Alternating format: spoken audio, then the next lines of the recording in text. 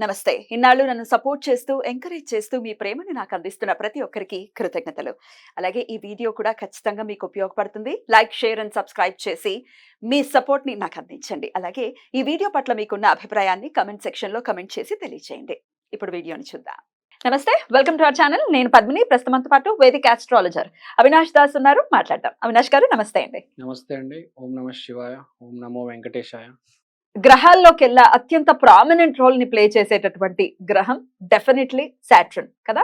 ఆయన సహజ దశమ స్థానాధిపతి కాబట్టి డెఫినెట్ గా ఆయన వృత్తిపరమైన అంటే మనకి ఏ జాబ్ రావాలన్నా, మనం అసలు పని చేయాలన్నా, చేయకుండా ఉండాలన్నా ఆయనే రోల్ ప్లే చేస్తూ ఉంటారు అనేది వింటూ ఉంటాం. అయితే ఈయన వల్ల ఏర్పడేటటువంటి బ్లాక్స్ డెఫినెట్ గా ఆయన ఎలా అయితే నెమ్మదిగా నడుస్తూ ఉంటారో, ఆయన గమనం రీత్యా కూడా మన లైఫ్ లో కూడా ఆ ఇంపాక్ట్ ఖచ్చితంగా ఉంటుంది. మనం ఏదైతే అనుకుంటున్నామో ఆయన ఏ ఆస్పెక్ట్ అయితే చూస్తున్నారో దాని మీద కొంచెం స్లోగా వెళ్ళేటటువంటి పరిస్థితి ఉంది. కొన్ని బ్లాకేజెస్ ఉన్నాయి లైఫ్ లో అన్నప్పుడు మరి ఎట్లా ఆయనని కొంత ఆ ఇబ్బందుల నుంచి మనం బయటపడాలి అని అంటే ఏం చేయాల్సి ఉంటుంది అవినాష్ గారు?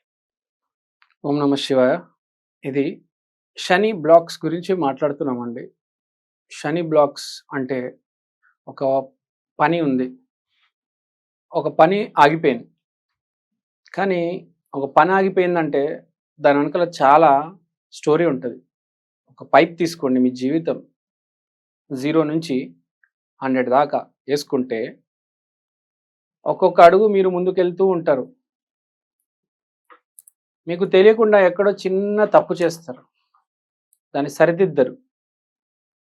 అడుగేస్తారు, ఆ అడుగు దగ్గర తప్పు చేస్తారు, మళ్ళీ ముందుకెళ్ళిపోతారు. 21 దగ్గర వేస్తారు తప్పటి అడుగు, 42 దగ్గర బయటకు పడుతుంది.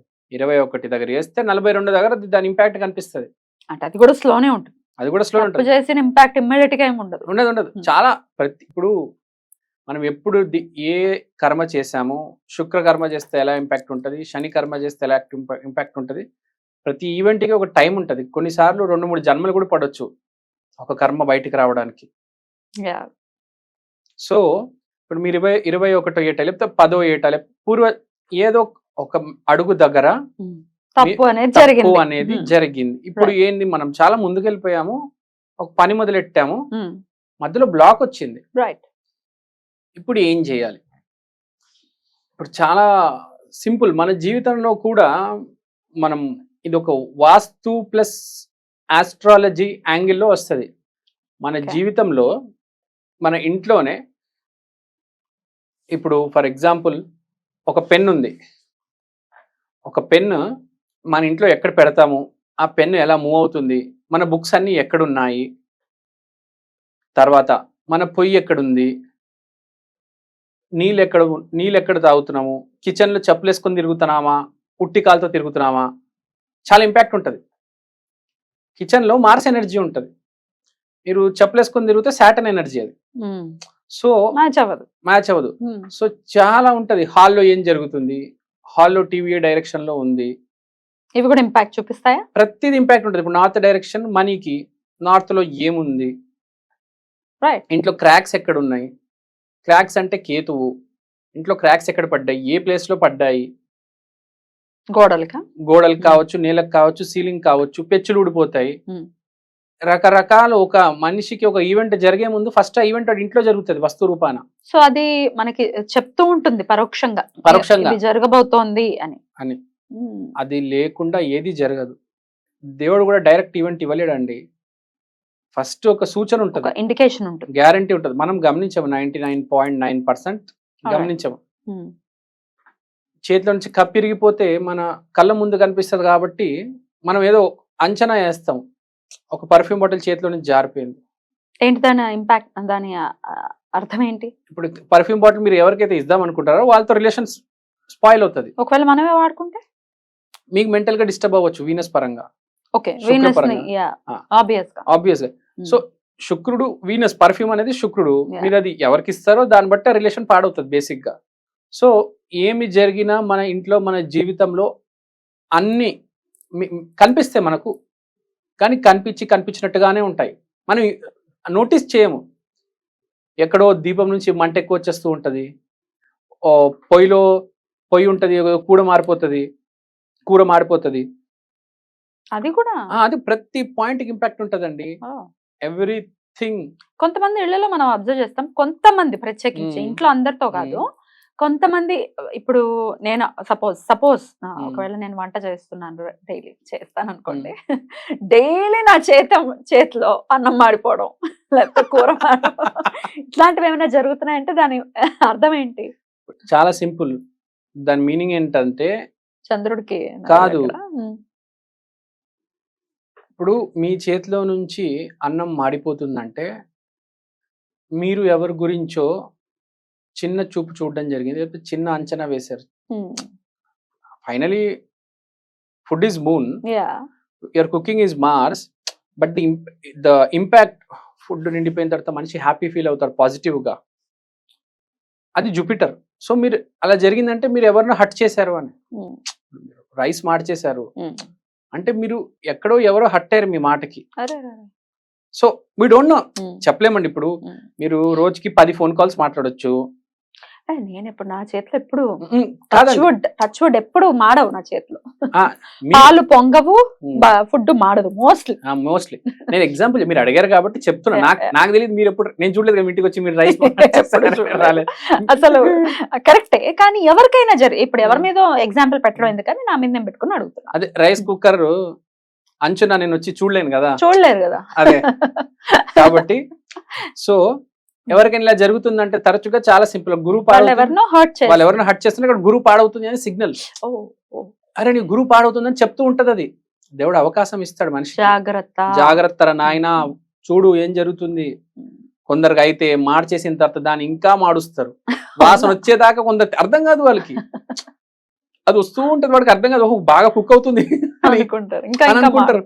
వాళ్ళకి తెలియదు, తర్వాత అంచుని చూస్తే మొత్తం మాడిపోయి ఉంటది. That isn't correct. అంటే అట్లా మాడిపోదు, తరచుగా మాడిపోతుంది అంటే మనం జాగ్రత్త తీసుకోవాలి అంతే, ఎవరిని హర్ట్ చేయకూడదు. So it is very important. అంటే మనకు తెలుస్తూ ఉంటది, నువ్వు వాళ్ళు హర్ట్ చేయబోతున్నావు, నువ్వు హర్ట్ చేసి వచ్చావు. మనకి ప్రతి ఏదైనా తప్పు జరిగిందంటే చెప్పు మీద చెప్పు పడినా కూడా చాలా డిఫరెన్స్ ఉంటది.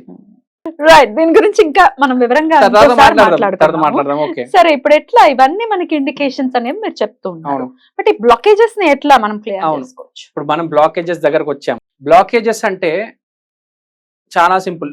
ప్రతి మనిషికి బేసిక్ గా ఇది చాలా ఇంపార్టెంట్, మనిషి గమనించాడు. కానీ మనిషికి 4-5 జతలు చెప్పులు ఉంటాయి. వాడు ఒక జత చెప్పులు వేసుకోడు, మిగతా 4 లేకపోతే 2 లేకపోతే 1 వేసుకుంటూ ఉంటాడు, మారుస్తూ ఉంటాడు, ఒక జత పక్కన పెట్టేస్తాడు ఎప్పుడు. దాన్ని ఏం చేయాలంటే ఫస్ట్ ఆ జతని బయటికి తీయాలి. ఆ జతని బయటికి తీసి గుడికి వెళ్ళి జత బయట వదిలేసి లోపలికి వెళ్ళి శివుడికి ఓం నమ శివాయ అని చెప్పేసి బయటికి వచ్చి మళ్ళా చెప్పుల జత వేసుకోకుండా అలానే వదిలేసి ఉట్టి కాళ్ళతో ఇంటికి రిటర్న్ వచ్చేయాలి. సో ఏ చెప్పు అయితే మీరు వాడకుండా అలా వదిలేశారో అదే మీ బ్లాక్ కదా. వాడకుండా అదే వదిలేశారు, పాతది అయిపోయిందని చెప్పేసి, లేకపోతే ఏదో మీకు కలర్ నచ్చలేదని వదిలేశారు. మీ ఇంట్లో కూడా అదే ఉంది, అక్కడ నుంచి అప్పటి నుంచి అంతకాలం నుంచి మీకు అర్థం కావట్లేదు. ఏంట్రా ఈ బ్లాక్, నాకు నేను దాటలేకపోతున్నాను, ఆ మనిషిని గెలవలేకపోతున్నాను, ఎగ్జామ్ పాస్ అవ్వట్లేదు, ఏదో ఆబ్స్టికల్ వస్తుంది. మీ ఇంట్లో అది ఉంది, మీరు పెట్టుకొని ఉన్నారు మీ చెప్పుల స్టాండ్ లో, దాన్ని వేసుకో, గుడికెళ్ళు, ఆ చెప్పుల స్టాండ్ లో వదిలేయి, మాయమైపో. Right. So this is one of the brilliant techniques. ఒకవేళ ఒకటే జత ఉంటే, ఒకటే జత ఉన్నాడు ఆబ్స్టికల్ రాదు.